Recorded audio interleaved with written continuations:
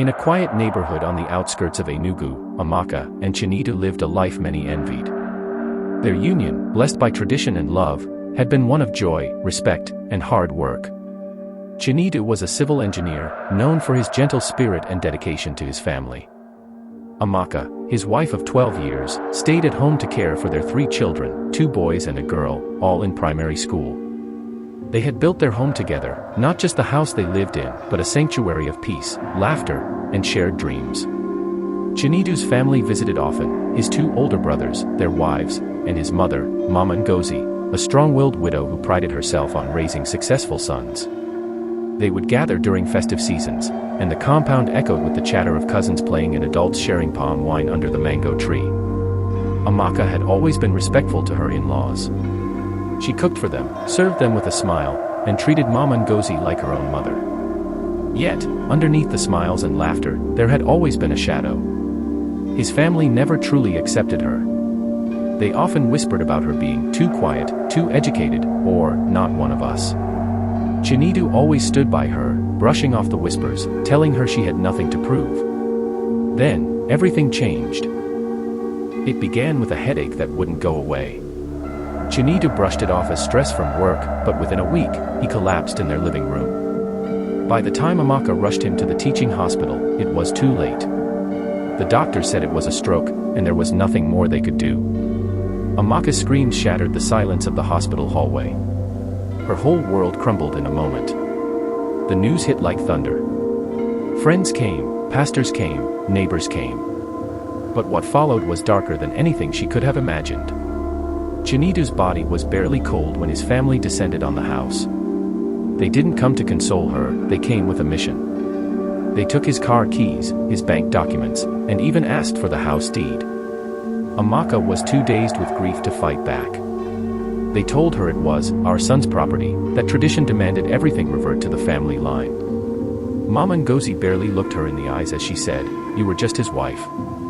This family made him who he was. We will take care of the children." They didn't. That night, the body was brought back to the house from the mortuary for a final vigil. Custom demanded certain rites be performed. Amaka was pulled aside by Chinedu's eldest brother. In hushed tones, they told her of an old tradition from their village, one they claimed must be honored to cleanse her and ensure she would not be haunted by her husband's spirit. They made her sleep in the same room with the corpse. It wasn't a suggestion. It was an order. Her heart sank. She begged, pleaded. She was mocked and accused of trying to escape tradition. That night, with her children weeping in another room, Amaka was locked inside with the dead body of the men she had loved. The scent of death filled the room. She didn't sleep. She sat on the bare floor, her back against the wall, trembling, whispering prayers into the darkness. Every creak of the house made her jump. By morning, she emerged, eyes sunken, soul broken. The children rushed to her, but she was not the same. Days later, the burial took place in Chinedu's village. The family took over every detail, barely letting Amaka speak. They buried him on family land, and she returned to Enugu, only to find the locks changed and her belongings in black nylon bags outside the gate. She moved into a single-room apartment near a local market, surviving on the little savings Chinedu had secretly kept in a joint account she had access to. The children stopped school for a time. She started selling cooked food by the roadside, waking up at 4 a.m. to grind pepper, wash rice, and prepare meals with borrowed pots. Her calls to Chinedu's brothers went unanswered. The same people who had once called her our wife now acted like she never existed. The days turned into weeks, and weeks into months. The whispers of pity in the market, the stares from neighbors, the painful questions from her children, Amaka bore them all in silence. Her body moved like a machine, but her spirit had been shattered on the cold floor of that room where she was locked with death. Some days, her son Chisholm would sit beside her and ask when they would go back home. Her daughter, Adaora, once cried through the night, clutching a faded photo of their father. Amaka had no answers. All she could offer were tired arms and promises she wasn't sure she could keep. One rainy evening, Amaka stood behind her food stall watching as the rain ruined her leftover rice and beans. The leaking umbrella she had tied to the side of her table offered little shelter. A man, one of her husband's former colleagues, spotted her from across the road. He crossed quickly, holding his umbrella over both of them. "Amaka, is this what you've been reduced to?" he asked, shocked. She nodded, eyes downcast. She didn't have the energy to explain. But he insisted she visit his office the next day. "Chinita wouldn't forgive me if I left you like this," he said. At the office, she sat nervously in the reception, the children at home with a neighbor. The man, Mr. Ease, handed her a folder. Inside were papers, documents Chinita had signed before his death, listing Amaka as the next of kin for a life insurance policy through the company. "I've been trying to reach you.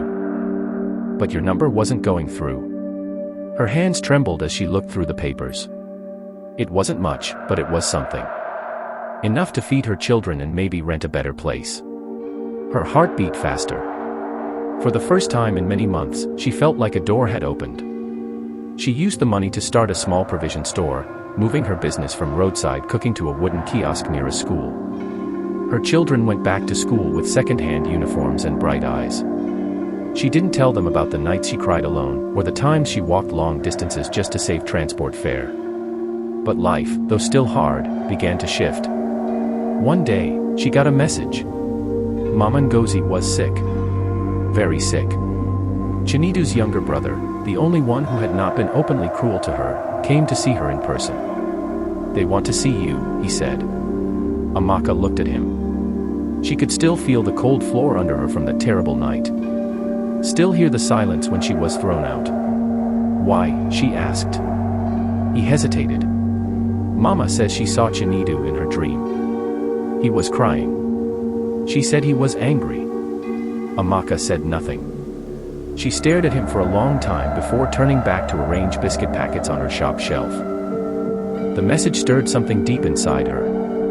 That night, Amaka sat awake, staring at the ceiling as her children slept. Memories flooded her mind, Chinita laughing in the kitchen, singing off-key while washing the dishes, his soft voice whispering prayers over the children as they slept, the way he always held her hand in church.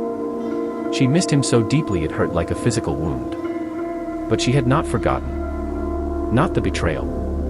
Not the humiliation. Not the silence from the very people who now claimed to see his spirit in their dreams. She didn't go immediately. Days passed, and another message came. Mama Ngozi had been admitted to a hospital in the village. Her condition was worsening. Again, they said she was calling for Amaka. The children noticed her silence. Adaora asked, "Mummy, will you go and see Grandma?" Amaka looked at her daughter. She was old enough now to read pain in her mother's eyes. Amaka nodded slowly. "Yes. I will go." She left the children with a trusted friend in the neighborhood and boarded a rickety bus to the village. The air smelled of earth and burning firewood. Memories of her wedding day, of the compound full of music and dancing, came rushing back as she walked toward the family house. Inside, Mama Ngozi lay on a thin mattress, barely able to lift her head. Her once strong voice was now a dry whisper. The room was filled with the scent of herbal medicine and dust. When Amaka entered, silence fell. Mama opened her eyes slowly. She stared for a moment, then began to cry. "My daughter. I wronged you," she said, barely audible. Amaka stood still. She wanted to scream. To shout. To ask where this humility had been when she was begging outside her own house with her children beside her. But instead, she knelt. She didn't do it for Mama Ngozi.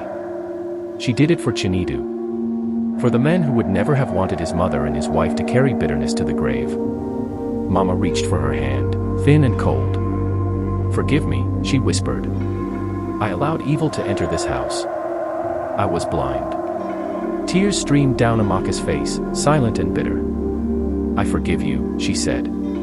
One of Chinitu's brothers, who had stayed in the shadows during her suffering, stepped forward. "We were wrong, Amaka. All of us. We let grief turn us into monsters." Amaka stood and looked at him. "You didn't let grief do anything. You let greed do everything." His head dropped. That night, she slept in the same house where she had once been forced to keep vigil with her husband's corpse. This time, the air was different. Heavy, but not cruel. By morning, Mama Ngozi was gone. They buried her 3 days later. Amaka didn't stay for long afterward. She said her goodbyes and returned to the city, her spirit lighter but her heart still carrying scars no one could see. At home, her children welcomed her with hugs and questions. She smiled, held them close, and whispered, "We are stronger now. No one can take that from us." But fate had not yet finished writing her story. The months that followed were quiet, yet filled with determination. Amaka's provision shop grew. She expanded her stock, added cold drinks, then phone recharge cards. Her face began to lose that hollow look, replaced slowly by a calm, earned strength.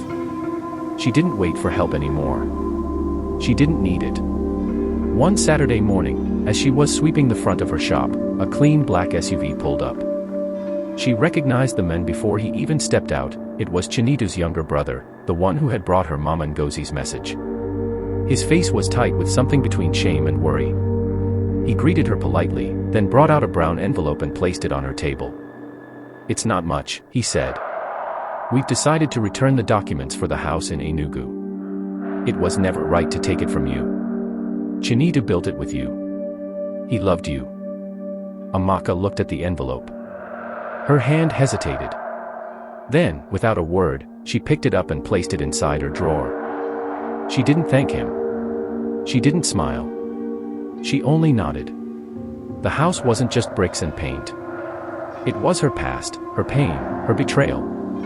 But it was also her children's home. She went back with them a week later. The house was dusty, the compound overgrown. But when she opened the front door, her children rushed in laughing, running from room to room as though no time had passed. Adewora opened the bedroom door and whispered, "Daddy's room." Amaka stepped in behind her.